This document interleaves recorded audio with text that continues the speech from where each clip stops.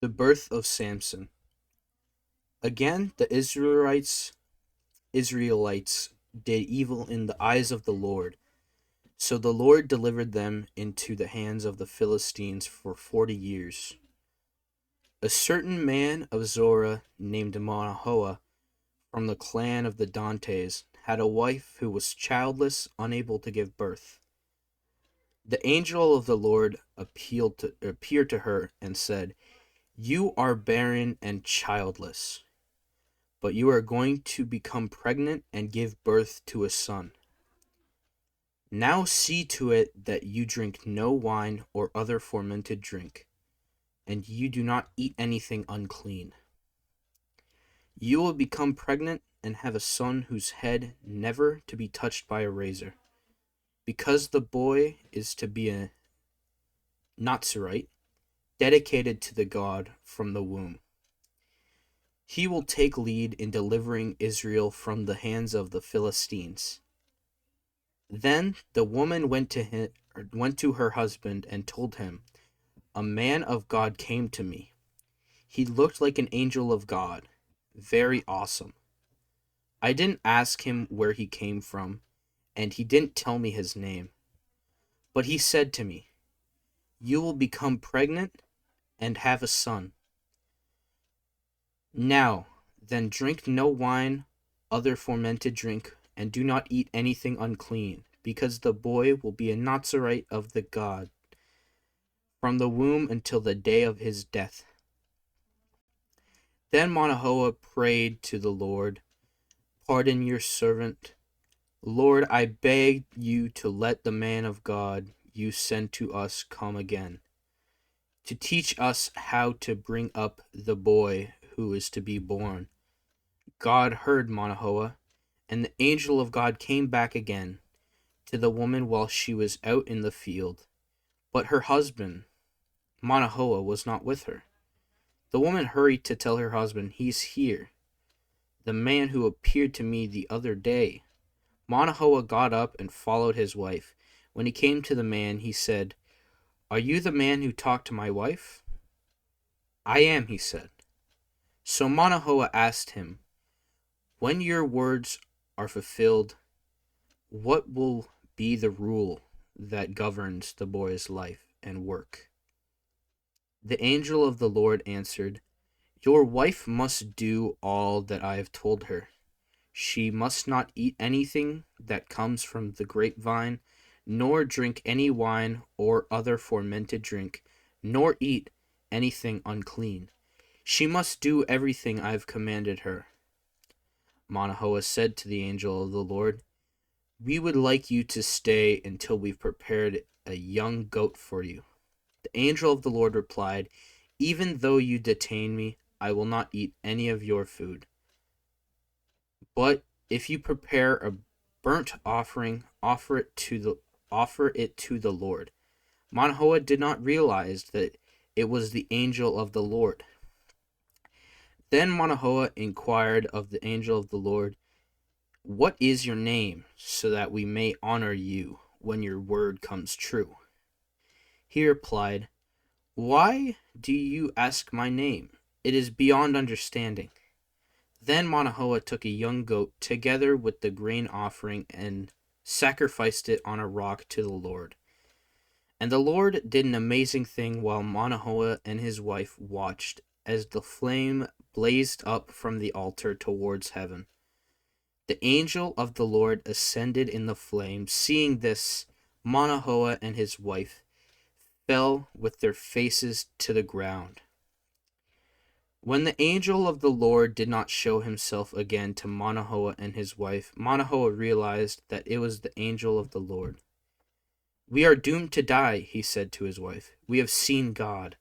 But his wife answered, 'If the Lord had meant to kill us, he would not have accepted a burnt offering and grain offering from our hands, nor shown us all of these things, or now told us this.' The woman gave birth to a boy named him Samson.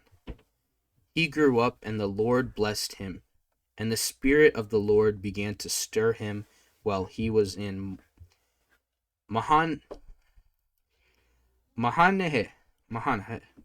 Mahanadan between Zorah and Eshtola. Samson's marriage. Samson went down to Timnah, Timnah and saw there a young Philistine woman. When he returned, he said to his father and mother, I have seen a Philistine woman in Timnah. Now get her for me as my wife. His father and mother replied, Isn't there an acceptable woman among your relatives or among all of our people? You must go to the uncircumcised Philistines to get a wife.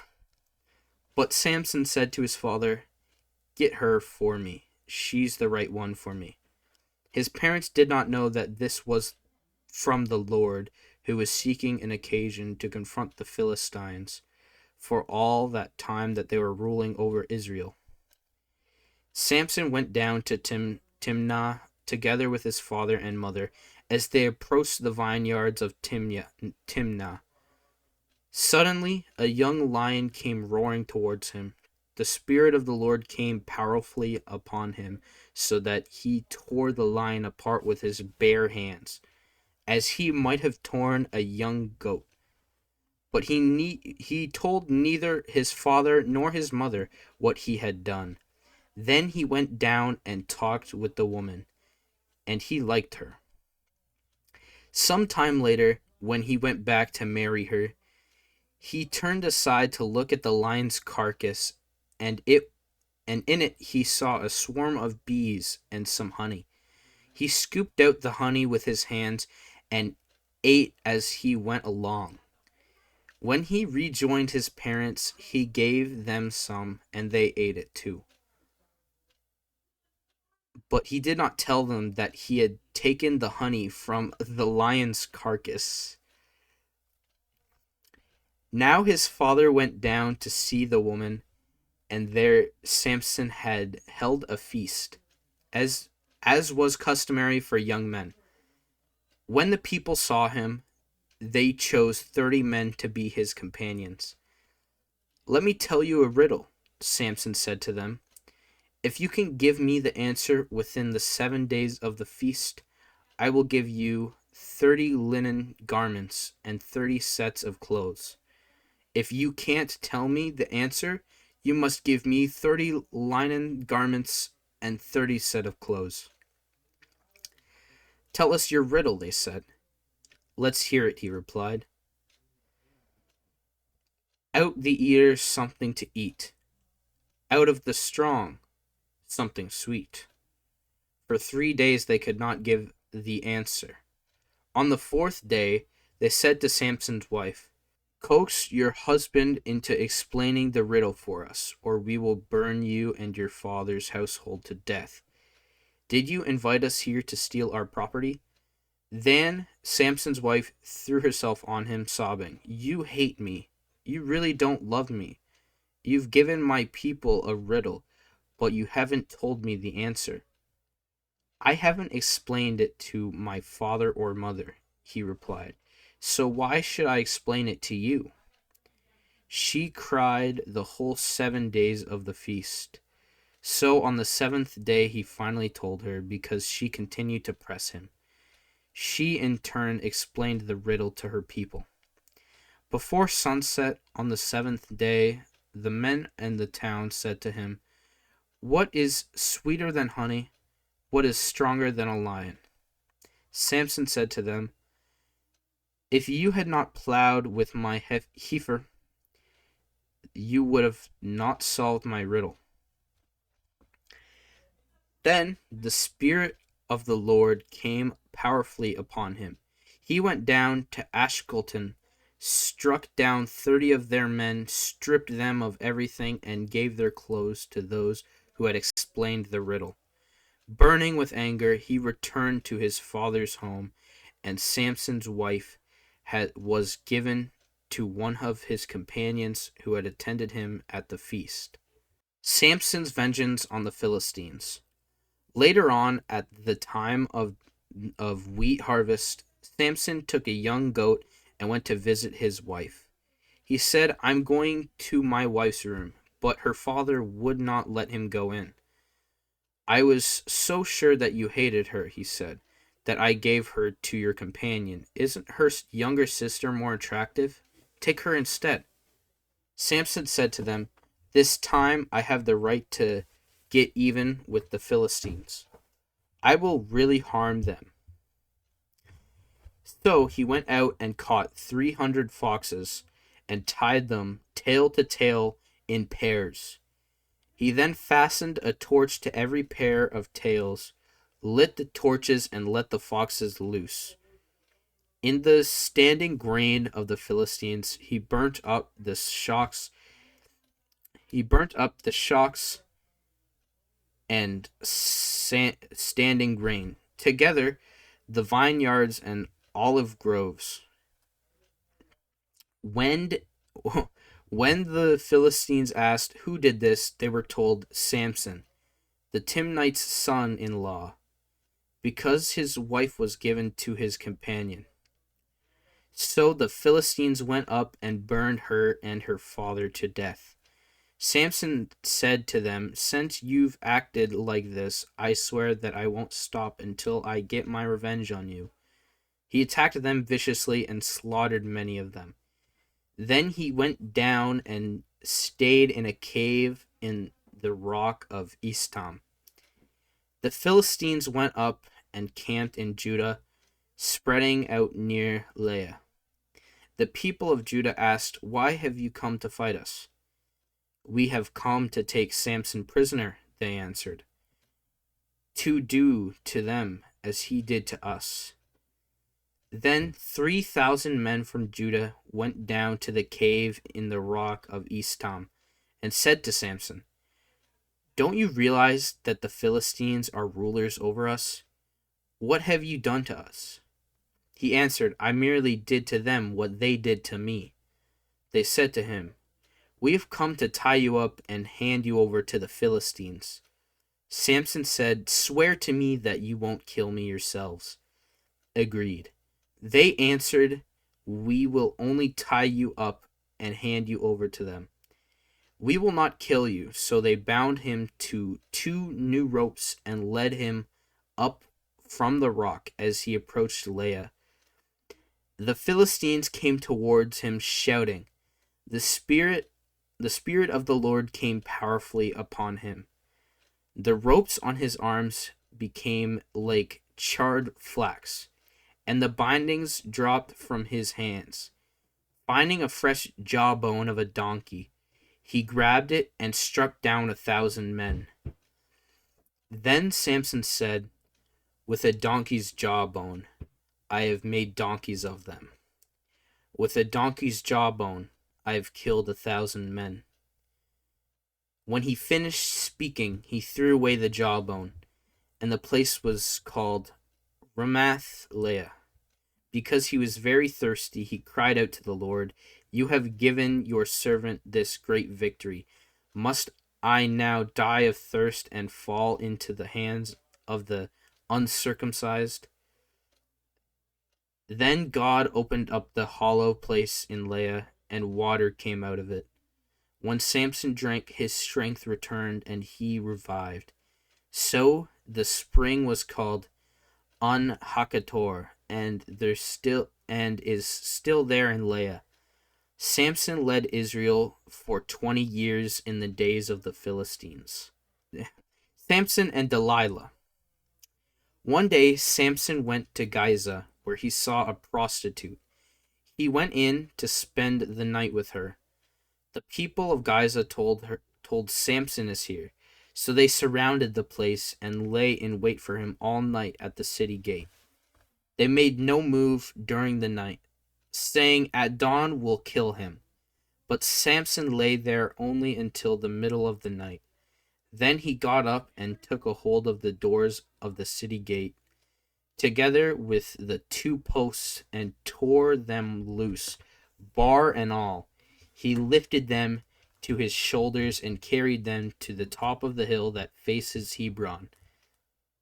Some time later he fell in love with a woman in the valley of Sorek, whose name was Delilah. The rulers of the Philistines went to her and said, "See if you can lure him into showing you the great secret of his great strength, and how we can overpower him, so we may tie him up and subdue him. Each one of us will give you 1,100 shekels of silver." So Delilah said to Samson, "Tell me the secret of your great strength, and how you can be tied up and subdued." Samson answered her, "If anyone ties me up with 7 fresh bowstrings that have not been dried, I'll become as weak as any other man." Then the rulers of the Philistines brought her 7 fresh bowstrings that had not been dried. When she tied with when she tied him with them, with men came hidden in the room, she called to him, "Samson, the Philistines are upon you." But he snapped the bowstring as easily as a piece of string snaps when it comes close to a flame. So the secret of his strength was not discovered. Then Delilah said to Samson, "You have made a fool of me. You lied to me. Come now, tell me how you can be tied." He said, "If anyone ties me securely with new ropes that have never been used, I'll become as weak as any other man." So Delilah took new ropes and tied with them. Then, with men hidden in the room, she called to him, "Samson, the Philistines are upon you." But he snapped the rope off of his arms as if they were threads. Delilah then said to Samson, "All this time you've been making a fool of me and lying to me. Tell me how you can be tied." He replied, "If you weave the 7 braids of my head into the fabric on the loom and tighten it with a pin, I'll become as weak as any other man." So while he was sleeping, Delilah took the 7 braids of his head, wove them into fabrics, and tightened it with a pin. Again she called to him, "Samson, the Philistines are upon you." He awoke from his sleep and pulled up the pin and the loom with the fabric. Then she said to him, "How can you say I love you when you won't confide in me? This is the 3rd time that you have made a fool of me and haven't told me the secret of your great strength." With such nagging, she provided him day after day until he was sick to death of it. So he told her everything. "No razor has ever been used on my head," he said, "because I have been a Nazarite, dedicated to God from my mother's womb. If my head were shaved, my strength would leave me, and I would become as weak as any other man." When Delilah saw that he had told her everything, she went word to the rulers of the Philistines, "Come back once more. He has told me everything." So the rulers of the Philistines returned with the silver in their hands. After putting him to sleep on her lap, she called for someone to shave off the 7 braids of his hair, and so began to subdue him, and his strength left him. Then she called, "Samson, the Philistines are upon you." He awoke from his sleep and thought, "I'll go out as before and shake myself free." But he did not know that the Lord had left him. Then the Philistines seized him, gouged out his eyes, and took him down to Giza. Binding him with bronze shackles, they set him to grinding grain in the prison. But the hair on his head began to grow again after it had been shaved. The death of Samson. Now the rulers of the Philistines assembled to offer a great sacrifice to Dagon, their god, and to celebrate, saying, "Our God has delivered Samson, our enemy, into our hands." When the people saw him, they praised their God, saying, "Our God has delivered our enemy into our hands, the one who laid waste our land and multiplied our stain."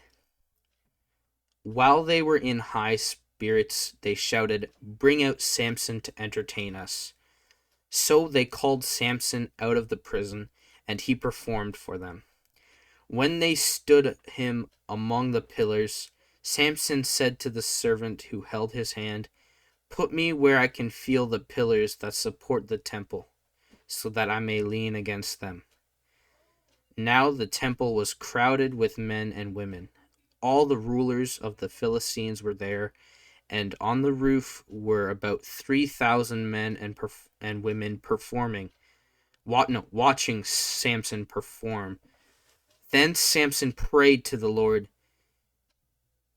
"Sir, Lord, remember me, please God, strengthen me once more, and let me with one blow get my revenge on the Philistines for my 2 eyes." Then Samson reached towards the 2 center pillars on which the temple stood, bracing himself against them, his right hand on one, his left hand on the other. Samson said, "Let me die with the Philistines." Then he pushed with all his might, and down came the temple on the rulers, and killed all the people in it. Thus he killed many more when he died than while he lived. Then his brothers and father's whole family went down to get him. They they brought him back and buried him between Zorah and Eshtaol in the tomb of Manoah his father had led. He had led Israel 20 years.